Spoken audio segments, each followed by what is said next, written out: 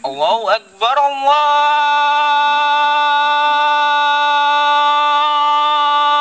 Akbar, Allahu Akbar, Allahu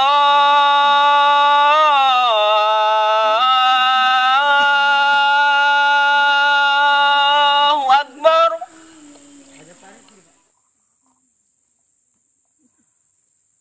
Allahu Akbar.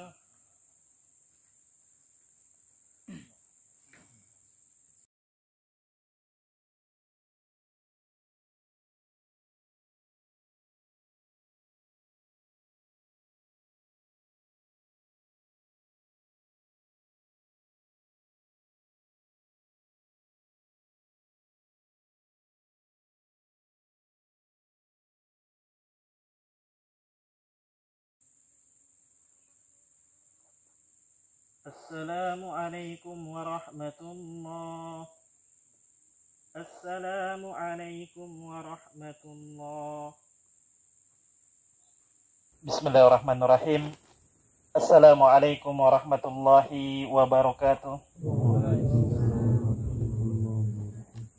Alhamdulillahirabbil alamin. Assalatu wassalamu ala Rasulillah wa ala alihi wa sahbihi wa barik wa salim ajmain. Amma ba'd. Para ikhwan wal akhwat rahimani rahimakumullahu ta'ala jami'an. Pertama-tama marilah kita panjatkan puja dan puji syukur kehadirat Allah Subhanahu wa ta'ala yang telah memberikan kita begitu banyak kenikmatan. Ketika kita menghitung nikmat Allah Subhanahu wa ta'ala, tentulah kita sebagai seorang hamba tidak akan mampu untuk menghitung nikmat yang Allah berikan kepada kita sampai saat ini. Salawat serta salam turut tercurah kepada Nabiullah Muhammad sallallahu alaihi wasallam yang telah membawa kita dari zaman jahiliyah hingga zaman yang terang benderang. Untuk itu insya Allah kita bisa meninggalkan kegelapan dan menuju cahaya ridha Allah Subhanahu wa ta'ala. Amin ya rabbal alamin. Sebagaimana yang kita dengar, ya Qori tadi telah membacakan Al-Quran pada juz 4 yang kata Allah Subhanahu wa ta'ala, ya ayyuhalladzina amanu taqullaha haqqa tuqatih wa la tamutunna illa wa antum muslimun. Hai orang-orang yang beriman, ya Allah menegaskan, ya menegur kepada kita jika kita beriman kepada Allah Subhanahu wa ta'ala, dan kita harus benar-benar beriman kepada Allah Subhanahu wa ta'ala. Ya ayyuhalladzina amanu taqullaha haqqa tuqatih. Hak beriman kepada Allah Subhanahu wa ta'ala. Wa la tamutunna illa wa antum muslimun. Dan janganlah sampai kita meninggal ya ketika kita tidak beragama Islam. Kita semua mengetahui Allah Subhanahu wa ta'ala mengharamkan surganya bagi orang-orang kafir. Sepatutnya nikmat Islam yang diberikan kepada kita, Islam dari kecil yang diberikan kepada kita ini adalah nikmat yang begitu besar. Begitu banyak orang yang terlahir Islam namun ketika di ujung kematiannya dia murtad, na'udzubillah. Begitu banyak orang yang beragama Islam di ujung penghidupannya dia mati dalam keadaan maksiat kepada Allah Subhanahu wa ta'ala. Dan jangan sampai kita semua juga menjadi orang-orang yang seperti itu. Dan semoga nikmat Islam yang diberikan kepada kita ketika kita meninggal dunia, kita juga akan beragama Islam dan mendapatkan ridho dari Allah Subhanahu wa ta'ala. Dan pada kesempatan kali ini singkat saja yang dapat kami sampaikan, ya, setengah jam atau satu minggu ya, kita secara singkat. Dan insya Allah kita akan membahas tentang bagaimana ukhuwah Islamiyah ini, bagaimana pertemanan ini, bagaimana pentingnya ketika kita berkumpul dengan orang-orang yang soleh. Dan bagi para akhwat, bagaimana kita berkumpul dengan orang-orang yang soleha. Jadi jangan modus, yang soleh berteman dengan soleha. Ya, soleha dengan yang soleh.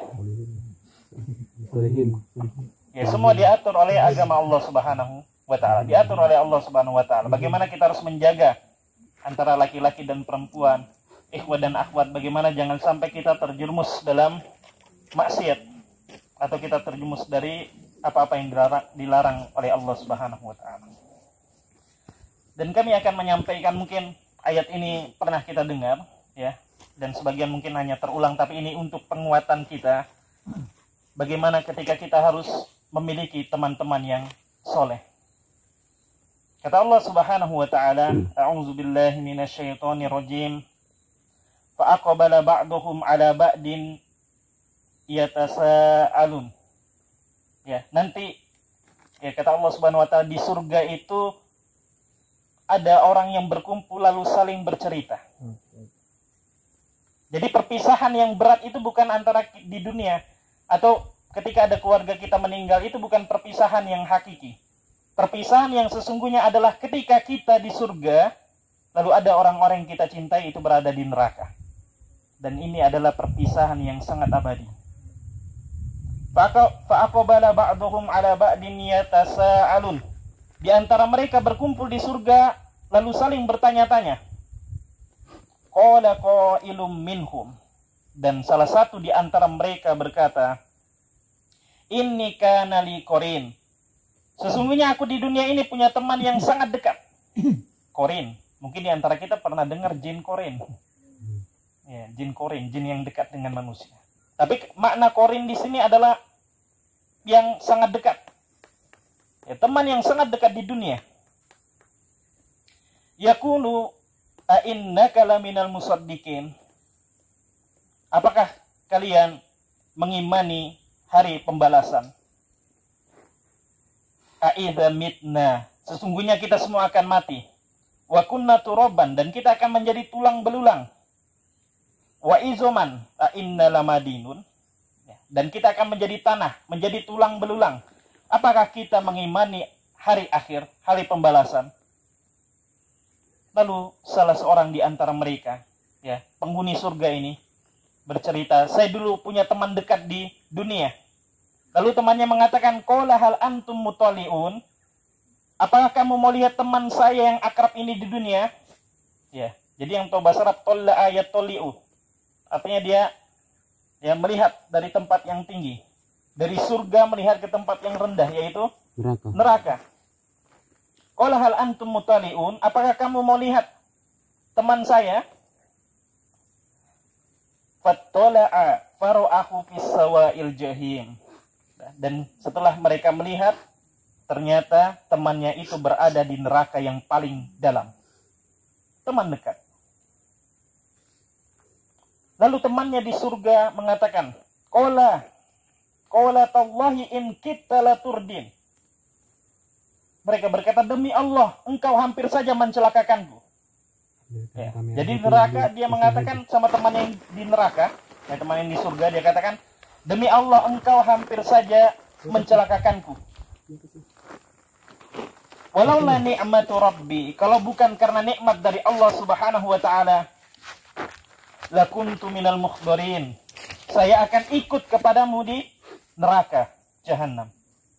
Kalau bukan karena nikmat Allah yang memberikan kita hidayah, yang memberikan kita petunjuk untuk beribadah kepada Allah Subhanahu wa taala, ya mungkin saja ya kita tidak akan mendapatkan surga Allah Subhanahu wa taala. Nauzubillah min dzalik. Afa nahnu bimaitin? Apakah kita akan mati? Walaula ni'matu illa mautatana, ya, kecuali pada kematian yang pertama. Illa mautatana al-ula wa ma nahnu bimu'adzabin. Ya, kecuali pada kematian yang pertama dan kita tidak akan mendapatkan azab. Dan ketika kita di akhirat tidak mendapatkan azab, ya, maka inna hadza lahuwal fawzul azim. Ini adalah kemenangan yang sangat agung, azim, kemenangan yang sangat nyata. Ketika di akhirat kita tidak mendapatkan azab dari Allah Subhanahu wa taala. Lalu Allah Subhanahu wa taala mengatakan, limisli hadza falyamalil amilun. Kalau kita mau menjadi orang-orang yang seperti ini, limisli hadza falyamalil amilun, maka ya, kita beramal bagi orang-orang yang mau beramal. Ya, di sini Allah mengatakan, ya, limisli hadza falyamal amilun, maka beramalah bagi orang-orang yang mau beramal. dan Allah tidak pernah memaksakan kita, ya. Kita diwajibkan untuk sholat, tetapi sesungguhnya sholat itu adalah keperluan kita. Dan jangan sampai kita mengerjakan ibadah kepada Allah Subhanahu wa taala itu hanya menggugurkan kewajiban kita saja. Ketika kita bisa bangun untuk sholat subuh, maka ini adalah nikmat dari Allah Subhanahu wa taala. Ketika kita masih bisa menjaga sholat-sholat kita, maka ini adalah nikmat dari Allah Subhanahu wa taala. Dan ketika kita beribadah, maka hadirkanlah rasa gembira kita. Jangan sampai tadi kita main voli begitu senang, main basket begitu senang, tapi adakah ketika kita sholat, ya, rasa senangnya seperti itu? Ketika kita makan ayam, makan sosis tadi, senang, kenyang, alhamdulillah. Tapi pernahkah ketika kita beribadah kepada Allah Subhanahu wa taala, rasa senang itu muncul? Jangan sampai ibadah kita biasa-biasa saja, namun hal-hal ketika kita main voli, ketika kita lempar basket lalu masuk, justru kegembiraan itu yang muncul. Dan ketika kita baca Quran, kita sholat, tidak pernah rasa gembira itu muncul dalam ibadah-ibadah kita. Maka ketika kita melaksanakan satu ibadah dengan ibadah yang lain, ya usahakan kita juga menghadirkan rasa gembira kita. Ketika selesai sholat, kita merasa gembira, ya, kita telah mengerjakan apa yang diperintahkan oleh Allah Subhanahu wa ta'ala. Dan ini adalah gambaran, ya, ketika kita menjadikan teman-teman kita sebagai orang-orang yang betul memberikan manfaat kepada kita. Karena sesungguhnya di hari akhir kita akan dikumpulkan dengan orang-orang yang kita cintai. Ada orang yang penggemar Korea, ya, ada orang yang penggemar pemain bola misalnya. Ya, ketika dia begitu mengidolakan itu, ya, maka jangan sampai ketika di akhirat kelak dia dikumpulkan dengan orang-orang seperti itu.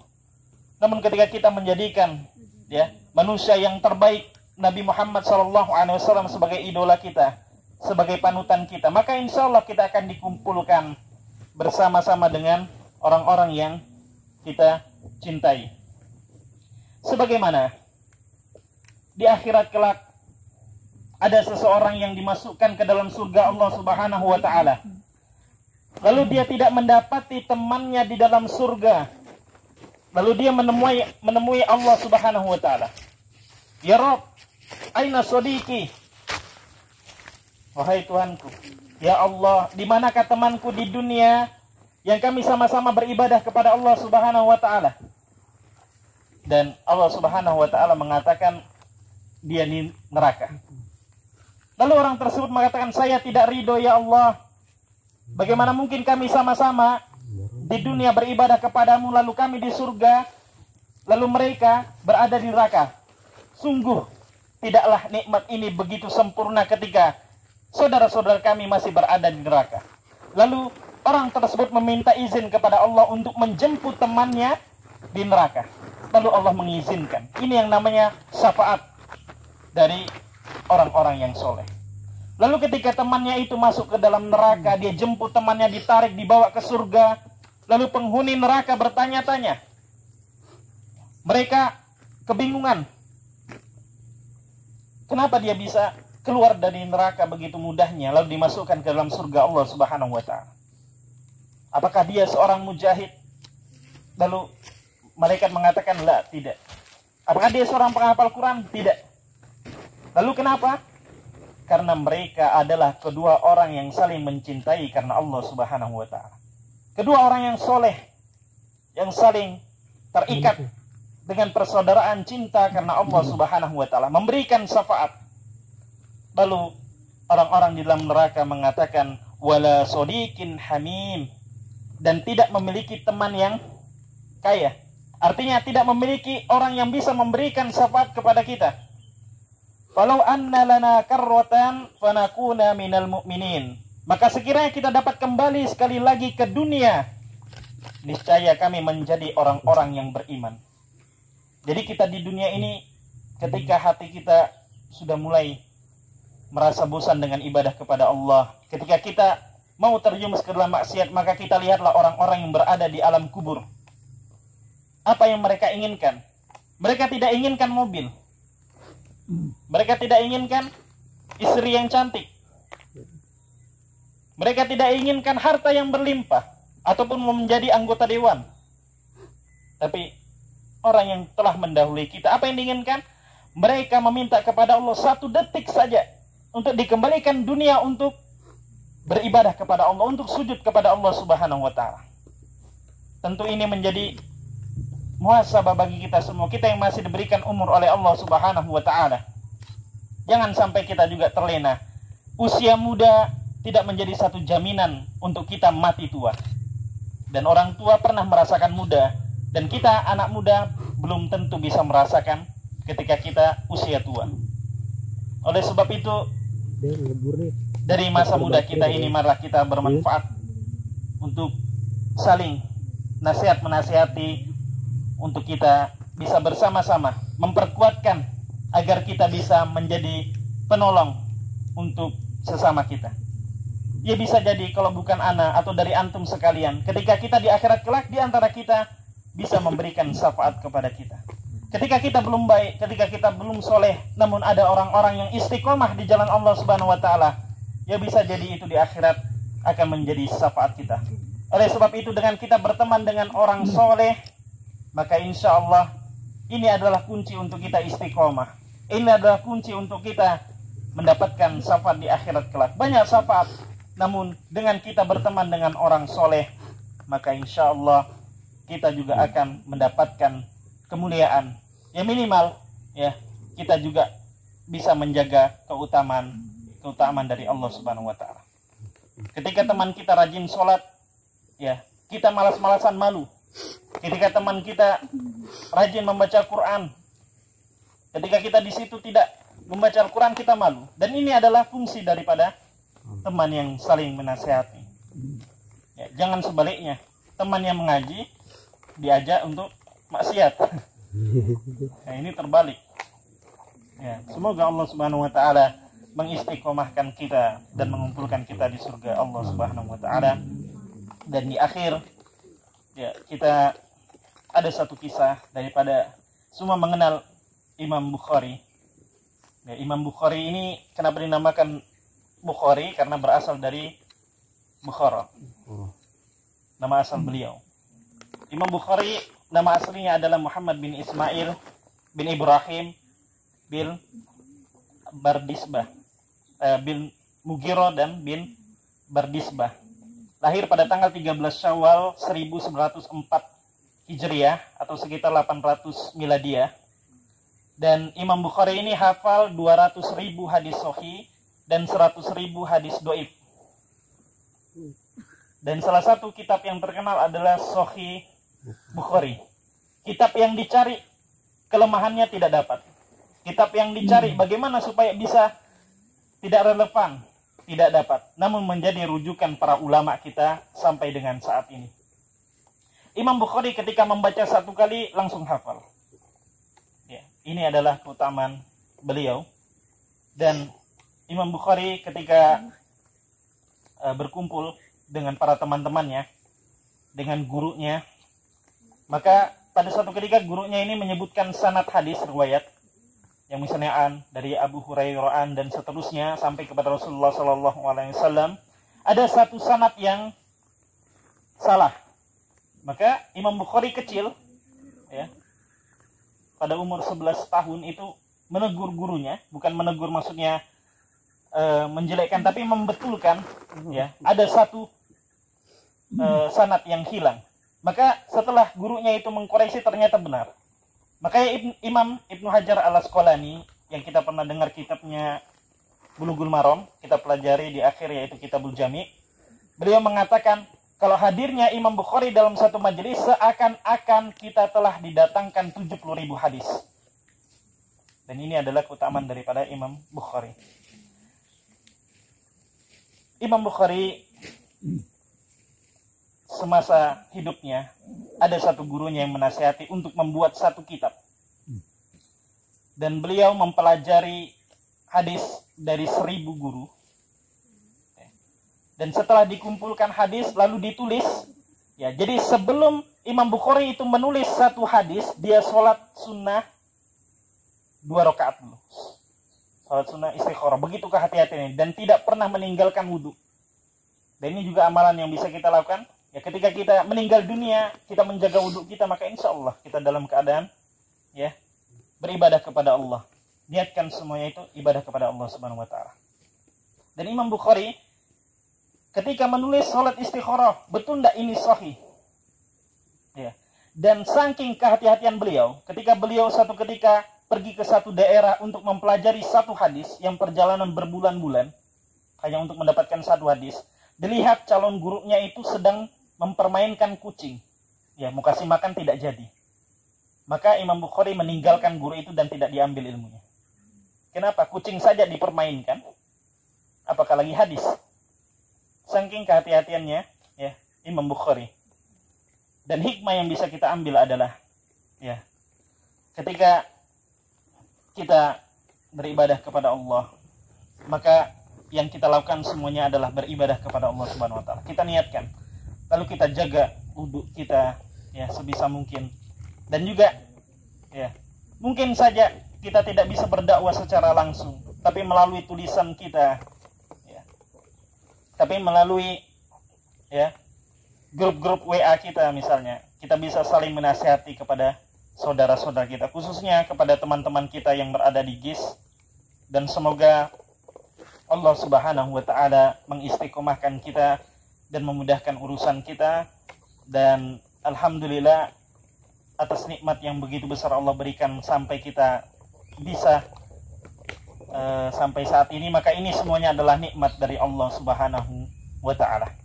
Dan di akhir semoga kita bisa menjadi orang-orang yang senantiasa memberi manfaat kepada saudara-saudara kita, karena yang paling baik adalah ketika kita bisa bermanfaat untuk saudara-saudara kita. Kita tidak bisa membantu saudara-saudara kita dengan harta pribadi kita, maka dengan kita melakukan perantara-perantara dari Allah Subhanahu wa taala, maka insya Allah semuanya akan menjadi catatan amal baik kita. Dan semoga Allah memberikan sebaik-baik balasan untuk kita, untuk para donatur kita, dan kita tetap berkumpul sebagaimana kita berkumpul di tempat ini dengan merasakan kenikmatan, dengan merasakan kesyukuran. Semoga Allah Subhanahu wa taala juga bisa mengumpulkan kita semua kembali di surga Allah Subhanahu wa taala. Amin ya rabbal alamin. Demikian dari kami. Bila ada kekurangan murni dari diri kami dan juga ilmu yang sedikit yang kami miliki, dan semoga bermanfaat. Dan di akhir nanti mungkin kita dengarkan sedikit nasihat dari orang tua kita ya Bapak Abdullah. Dan akhir da'wana alhamdulillahi rabbil alamin. Assalamualaikum warahmatullahi wabarakatuh. Waalaikumsalam warahmatullahi wabarakatuh. Bismillahirrahmanirrahim.